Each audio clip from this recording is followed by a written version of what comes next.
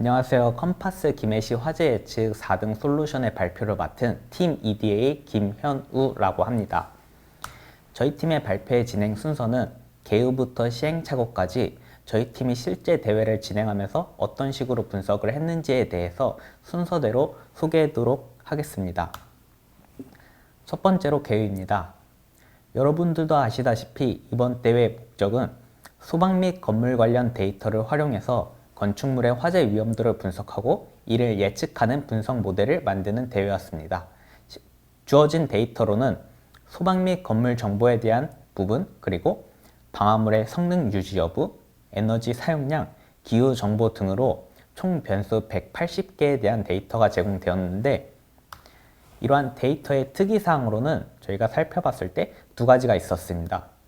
첫 번째로는 평가 데이터의 경우 김해시로 한정되었다는 점입니다. 트레인 데이터 같은 경우는 김해시를 제외한 경상남도 지역의 데이터로 한정된 반면 검증 데이터와 평가 데이터는 김해시 지역으로 한정되었다는 점입니다. 두 번째로는 화재가 나지 않은 경우의 시점은 임의로 샘플링 되었다는 점인데, 실제 화재가 난 경우는 그 빌딩과 시점을 기록하면 되지만 그렇지 않은 경우에 대해서는 그 값을 알 수가 없기 때문에 빌딩과 시점을 임의로 샘플링했다는 점이 특이한 상황이었습니다. 저희는 이 두 가지 점을 유의하면서 데이터 탐색을 진행했는데, 첫 번째로 진행한 작업은 데이터의 전처리입니다. 전처리 과정은 크게 두 가지로 나뉩니다. 첫 번째로는 이상치를 제거하는 과정과 두 번째로는 결측치를 다루는 부분입니다. 이상치의 제거 같은 경우 저희가 첫 번째로 확인한 이상한 점은 창원시의 경우는 화재가 한 번도 발생하지 않았다는 점입니다. 두 번째로는 지역 구분이 되지 않은 4개의 로우 같은 경우는 아예 지역 구분이 되지 않았었는데, 저희는 이러한 데이터 8,446개를 이상치로 규정하고 첫 번째로 제거해 주었습니다. 이렇게 이상치를 제거하고는 저희는 결측치에 대해서 살펴봤었는데, 결측치가 많은 순서대로 변수들을 솔트한 다음에 분포를 확인해 본 결과 결측치의 분포가 희한하게도 계단 형식의 모습을 띠는 것을 확인할 수 있었습니다. 그리고 LW와 같은 변수들은 데이터의 대부분이 결측치로 이루어진 것도 확인할 수 있었습니다. 저희는 이러한 모습을 보고 결측치가 이번 화재 발생 여부와 중요한 관련이 있지 않을까라는 가정을 세우고 변수들을 하나하나씩 살펴보면서 결측치가 어떤 의미를 가지는지 살펴보았습니다. 첫 번째로 살펴본 변수는 건물 승인 일자였습니다. 건물 승인 일자가 왼쪽 그림과 같이 결측치인 경우에 대해서는 화재가 한 번도 발생하지 않은 것을 살펴볼 수 있었습니다. 저희는 그렇게 이러한 정보를 모델이 잘 인식할 수 있도록 룰로 마스킹해주는 작업을 진행했는데, 결측치인 경우는 1, 그렇지 않은 경우는 0으로 바이너리한 피처를 추가해주는 작업을 진행하였습니다. 두 번째로 살펴본 변수는 LW 변수들이었습니다.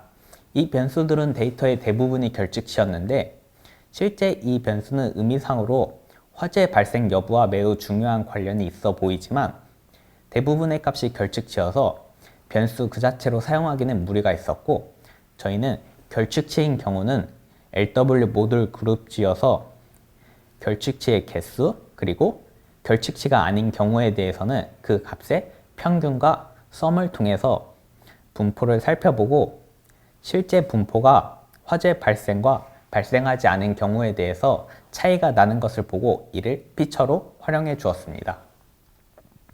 그리고 아까 말했다시피 LW 변수들 같은 경우는 결측치가 너무 많아서 사용하기가 무리가 있어서 제거해주는 작업을 진행하였습니다. 그리고 위에서 봤듯이 어떤 변수들을 그룹했을 때 더 의미가 있는 것을 살펴보고, 저희는 특정 변수들을 그룹해서 결측치를 살펴봤는데 다른 결측치들의 조합에 대해서는 의미가 없었고, 로우 전체로 결측치들의 카운트의 개수를 살펴본 결과 화재 발생과 그렇지 않은 경우에 대해서 분포가 매우 크게 차이가 나는 것을 확인할 수 있었습니다. 위에까지 과정에서 결측치에 대한 탐색을 끝내고 저희는 그 다음으로는 결측치를 채우는 작업을 진행하였습니다. 첫 번째로 카테고리 변수인 건물 용도 분류명의 결측치를 채우는 작업을 진행하였습니다. 카테고리 변수들은 의미가 비슷한 변수들이 많아가지고 의미를 통해서 변수를 채우려고 노력했는데 몇몇 경우에 대해서 예를 들어서 지정사 지목이 JMK가 공인 경우 건물 용도가 공장이 아닌 듯 이상한 부분을 보이는 점들이 있었고 그렇게 의미상으로 채운다 해도 실제 스코어는 떨어지는 경우가 많았습니다. 저희는 그렇게 결측치를 채울 때 확실하면서도 리더보드 스코어가 올라가는 경우에 대해서만 채우는 작업을 진행하였습니다. 그렇게 카테고리 변수에 대한 결측치를 채우고 누메리컬한 변수에 대한 결측치를 채웠는데 예를 들어서 강수량 같은 경우에는 먼저 합리적으로 생각할 수 있는 가장 좁은 범위부터 넓은 범위로 넓혀가면서 결측치를 채우는 것을 진행하였습니다. 예를 들어서 강수량 같은 경우 월, 일, 시간, 지역의 평균값을 통해서 결측치를 채우고 만일 이렇게 해서도 채워지지 않은 결측치가 있다면 시간을 빼고 동일한 1에 대해서 결측치를 채우고 만일 이래도 채워지지가 않는 결측치가 있다면 지역을 좀 더 확장해서 면 단위로 확장한 다음 결측치를 채우듯이 먼저 가장 좁은 범위부터 넓은 범위로 확장해 나가면서 결측치를 채웠습니다. 마찬가지로 동일한 뉴메리컬 변수인 온도, 바람, 세기, 습도, 바람 방향, 관할 소방서 인원이라든지 다음 페이지의 행정구역 인구 결측치 같은 경우 모두 동일한 방식으로 합리적인 결측치 채우는 방법을 고민하였고 가장 좁은 범위부터 넓은 범위까지 넓혀가면서 결측치를 채웠습니다. 이렇게 전처리를 끝내고 저희는 모델의 성능을 높이기 위해서 본격적으로 피처 엔지니어링을 시작하였습니다. 첫 번째로 시간 관련 피처와 지역 피처 같은 경우 모델이 더 세부적으로 인식할 수 있도록 분리해주는 작업을 진행하였고 그 다음으로는 빌딩들의 경우 동일 빌딩 여부에 대한 인코딩 작업을 진행해 주었는데 건물 건축 면적과 건물 연면적, 토지 면적, 지역 등과 같은 정보를 조합해 가지고 같은 건물인지에 대한 정보를 추가했습니다. 이 작업을 진행해 준 이유는 아까 처음에 말했듯이 이번 데이터의 빌딩 같은 경우 임의로 샘플링된 데이터가 많기 때문에 저희는 이 건물이 나온 횟수나 같은 건물인지 여부에 대한 정보가 중요할 것이라고 생각했기 때문입니다. 다음으로는 빌딩에 대한 정보를 활용하여 피처 엔지니어링을 진행하였는데 예를 들어서 화재 발생일로부터 건물 승인일자까지의 차이가 얼마나 되는지 그리고 이 차이의 값이 얼마나 자주 등장했는지에 대한 변수를 추가해 주었고 실제 그래프로 보시다시피 화재 발생과 그렇지 않은 경우에 대해서 분포 차이가 좀 나는 것을 확인할 수 있었습니다. 다음으로는 건물 건축 면적과 건물 연 면적이 같지 않은 경우 마스킹 작업을 수행하였습니다. 이렇게 마스킹 작업을 수행해 준 이유는 실제 데이터를 탐색하다가 둘이 같은지 아닌지에 대한 여부를 확인했을 때 분포에 대한 차이가 꽤 나는 것을 확인하였기 때문입니다. 다음으로는 면적 변수들의 경우 가격을 나눠줌으로써 분포를 더 잘 분리할 수 있도록 해주는 작업을 진행하였고 마지막으로는 사전 문헌의 조사를 통해서 기후와 관련된 데이터들의 경우 불쾌지수, 체감온도, 열지수와 같이 피처 엔지니어링을 해주는 작업을 진행하였습니다. 다음으로는 모델링 부분입니다. 모델의 경우 저희는 데이터에 결측치가 많은 점을 고려해서 데이터가 결측치가 많음에도 잘 작동하는 라이트 GBM을 사용했습니다. 라이트 GBM의 장점으로는 늘 데이터가 많아도 잘 작동하고 성능이 좋게 나오고 속도가 빠르다는 점입니다. 이번 대회 같은 경우는 제출 횟수가 무한대였는데 그렇기 때문에 저희는 모델이 빨라가지고 많은 제출 횟수를 활용해야 된다고 생각했기에 가장 빠른 모델인 라이트 GBM을 사용하였습니다.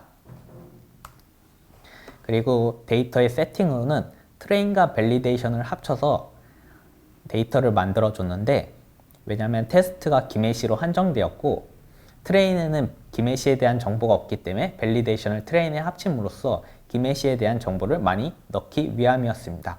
그리고 추가적으로 아래의 정보들은 카테고리 변수로 처리함으로써 라이트 GBM이 카테고리 변수들을 잘 인식할 수 있도록 도와주었습니다.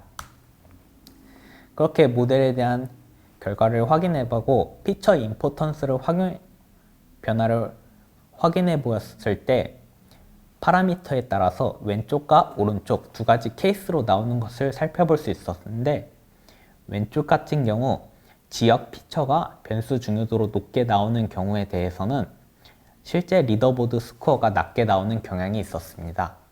이 이유는 아마 김해시에 대한 정보가 트레이는 적어서 발생하는 문제라고 생각하였고, 저희는 다음 페이지에서 파라미터 튜닝을 하이퍼 파라미터 옵티마이제이션을 통해서 오른쪽과 같이 나오도록 튜닝해주는 작업을 진행하였습니다.